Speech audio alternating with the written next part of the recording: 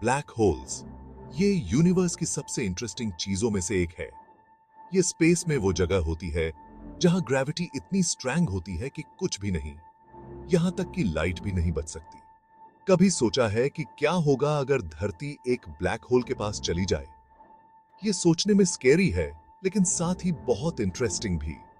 ये video explore करेगा कि ब्लैक होल्स क्या है, कैसे बनते हैं और कितने टाइप्स के होते हैं। ब्लैक होल्स को समझने से हम फिजिक्स के कुछ कॉम्प्लेक्स आइडियाज को समझ पाते हैं।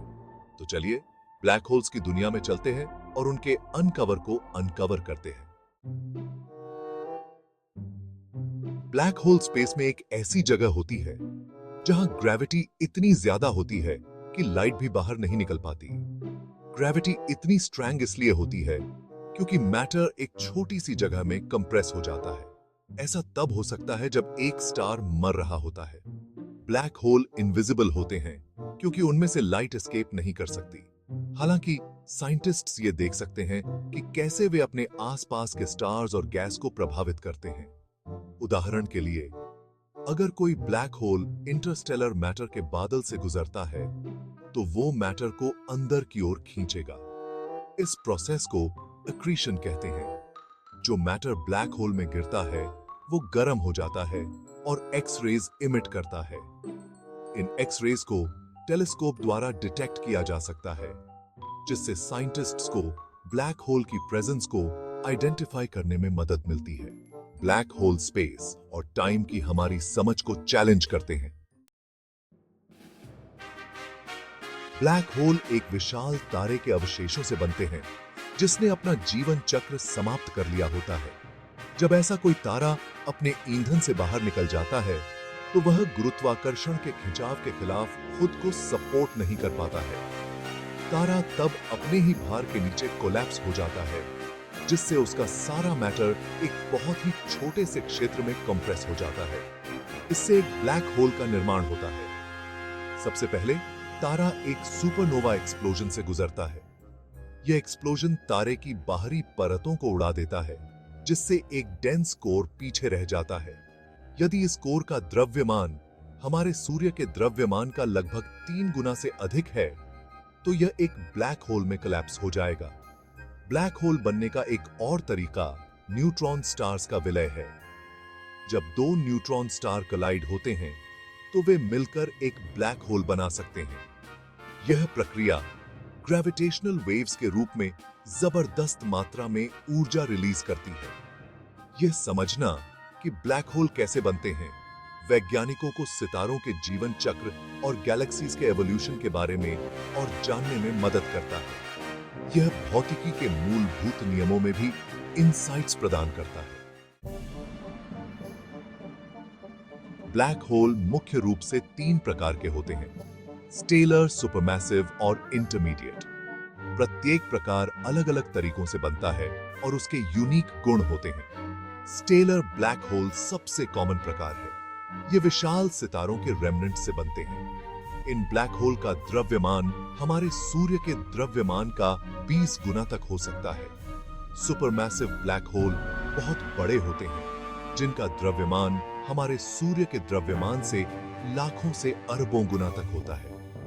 ये हमारी अपनी आकाशगंगा मिल्की वे सहित आकाशगंगाओं के केंद्रों में पाए जाते हैं। इंटरमीडिएट ब्लैक होल कम पाए जाते हैं और माना जाता है कि इनका द्रव्यमान स्टेलर और सुपरमैसिव ब्लैक होल के बीच होता है। उनका अध्ययन करके वैज्ञानिक सितारों के जीवन चक्र, आकाशगंगाओं के निर्माण और स्वयं गुरुत्वाकर्षण की प्रकृति के बारे में अधिक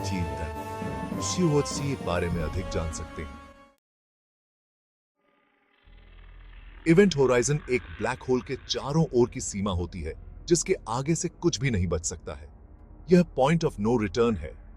एक बार जब कोई चीज इवेंट होराइजन को पार कर जाती है तो वह अनिवार्य रूप से ब्लैक होल में खींच जाती है। इवेंट होराइजन के अंदर सिंगुलैरिटी होती है। यह ब्लैक होल का मूल है, जहां इसका सारा द्रव्यमान केंद्रित होता है। सिंगुलैरिटी अनंत घनत्व और शून्य आयतन का एक बिंदु है। भौतिकी के नियम, जैसा कि हम जानते हैं कि सिंगुलैरिटी पर ब्रेकडाउन होते हैं। गुरुत्वाकर्षण बल इतना प्रबल होता है कि यह अपने चारों ओर के स्थान और समय को विकृत कर देता है। इवेंट होराइजन की अवधारणा वैज्ञानिकों को यह समझने में मदद करती है कि ब्लैक होल अपने परिवेश के साथ कैसे इंटरैक्ट करते हैं। सिंगुलैरिटी भौतिकी के सबसे बड़े रहस्यों में से एक बनी हुई है। कल्पना कीजिए कि अगर पृथ्वी किसी ब्लैक होल के पास पहुंच जाए, गुरुत्वाकर्षण बलों का हमारे ग्रह पर नाटकीय प्रभाव पड़ेगा। जैसे जैसे हम करीब पहुंचेंगे, ज्वारीय बलों के कारण हमारे ग्रह के आकार का डिस्टॉर्शन पहला ध्यान देने योग्य परिवर्तन होगा। ब्लैक होल का सामना कर रहे पृथ्वी के किनारे पर विपरीत दिशा की तुलना में बहुत अधिक मजबूत गुरुत्वाकर्षण बल का अनुभव होगा, जिससे ग्रह खिंच जाएगा। जैसे जैसे हम और करीब पहुंचेंगे, ज्वारीय बल इतने प्रबल होते जाएंगे कि वे पृथ्वी को फाड़ सकते हैं। यह प्रक्रिया, जिसे स्पेगेटिफिकेशन के रूप में जाना जाता है, हमारे इवेंट होराइजन को पार करने से पहले ही घटित होगी। हमारा ग्रह एक लंबे, पतले आकार में खिंच जाएगा और अंततः यह टुकड़ों में टूट जाएगा। भौतिक विनाश के अलावा तीव्र गुरुत्वाकर्षण बल स्वयं समय को प्रभावित करेगा। गुरुत्वाकर्षण समय डायलेशन के प्रभावों के कारण जैसे जैसे हम ब्लैक होल के करीब पहुंचेंगे, समय धीमा होता जाएगा। ब्लैक होल के बारे में सुखदायक तथ्यों में से एक यह है कि वे पृथ्वी से अविश्वसनीय रूप से दूर हैं। सबसे नजदीकी ज्ञात ब्लैक होल को V616 मोनोसेरोटिस या V616 मोन कहा जाता है। यह हमसे लगभग 3000 प्रकाश वर्ष दूर है। एक और नजदीकी ब्लैक होल नक्षत्र सिग्नस में है और इसे सिग्नस X1 कहा जाता है। यह लगभग 6000 प्रकाश वर्ष दूर है। इन दूरियों का मतलब है कि ब्लैक होल पृथ्वी के लिए खतरा नहीं है। इसके अलावा हमारी आकाश गंगा मिल्की वे के केंद्र में स्थित सुपरमैसिव ब्लैक होल, जिसे सैजिटेरियस ए के रूप में जाना जाता है, लगभग 26,000 प्रकाश वर्ष दूर है। अपने आकार के बावजूद पृथ्वी से इसकी दूरी का मतलब है कि हमें इससे डरने की कोई बात नहीं है।